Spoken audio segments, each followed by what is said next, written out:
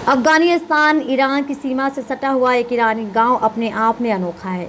माखुनीक नाम के इस गांव को बौनों का गांव कहा जाता है। यहाँ की लगभग पूरी आबादी आज से लगभग 200 साल पहले इतने कम कद की होती थी कि उनके घर से लेकर ज़रूरत की दूसरी चीज़ें भी एकदम छोटी बनाई जाती थी।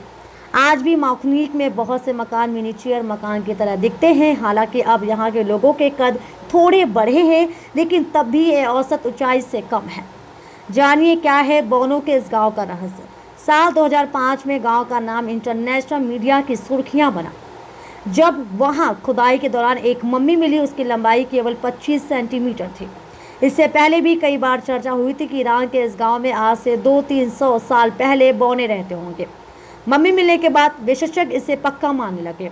वहीं कई विशेषज्ञों का कहना है कि मम्मी समय से पहले जन्मे किसी बच्चे की भी हो सकती है। जो भी हो, इस बात में कोई शक नहीं है और इनकार नहीं कहा जा सकता है कि इस गांव में कम कद के लोग भी रहते रहे होंगे। इसके पीछे एक्सपर्ट कुपोषण को जिम्मेदार ठहराते हैं। तेहरान टाइम्स की एक रिपोर्ट के मुताबिक चूंकि ये ईरान का काफ़ी बंजर इलाका है, लिहाजा यानी अनाज और फल फूल की पैदावार यहाँ पर नहीं होती थी। जो थोड़ी बहुत चीज़ें यहाँ पर होती थी वो बैर, सलजम और जौ जैसी चीज़ें थी।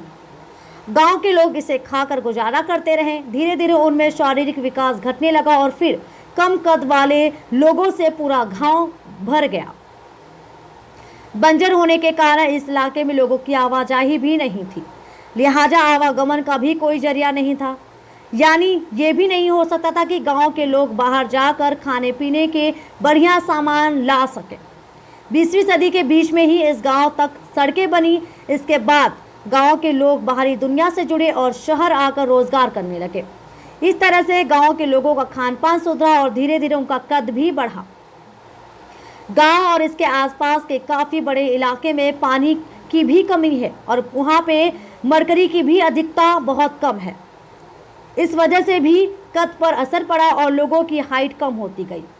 अब शहरों से जुड़ने और खान पान में बदलाव के बाद शारीरिक विकास तो हुआ, लेकिन अब तक गांव के लोग औसत से कम कद के ही हैं। लिलीपुट ऑफ ईरान कहलाने वाले इस गांव में, जैसा कि बीबीबी की एक रिपोर्ट बताती है, लगभग 200 घर हैं। इनमें से लगभग 80 घर अभी भी ऐसे हैं जिनमें 2 से 3 फीट के लोग ही रह सके। वहाँ घरेलू जरूरतों के सामान भी सारे छोटे छोटे हैं। यहाँ के घर फिलहाल ईरान में काफ़ी लोकप्रिय हो रहे हैं। ये निथोलिथिक काल के घरों से प्रेरित दिखते हैं। बता दें कि ये काल पाषाण युग के खत्म होने से ठीक पहले का समय था, जब इंसानों ने घर बनाना और खेती करना सीख लिया था। घर मिट्टी और खपरेल से बने हुए हैं, जिनमें कम से कम खिड़कियां हैं। किसी किसी घर में तो खिड़कियां भी नहीं है। विशेषज्ञ मानते हैं कि यह मौसम की मार से बचने के लिए किया जाता रहा होगा। ट्रांसपोर्ट शुरू होने के बाद से इस बंजर गांव से लोगों का बाहर जाना तो शुरू हुआ, लेकिन तब भी यहाँ आर्थिक बदहाली है। सूखे के कारण यहाँ खेतियों का काम नहीं होता है और ना ही यहाँ पर कोई दूसरा रोजगार है। यही वजह है कि यहाँ के युवा ईरान के शहरों का रुख करने लगे।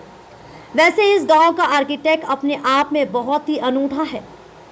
यही वजह है कि कुछ जानवरों को उम्मीद है कि इस गांव में सैलानियों की तादाद बढ़ेगी। पर्यटन बढ़ने से यहाँ के लोगों के लिए रोजगार के अवसर भी बढ़ेंगे।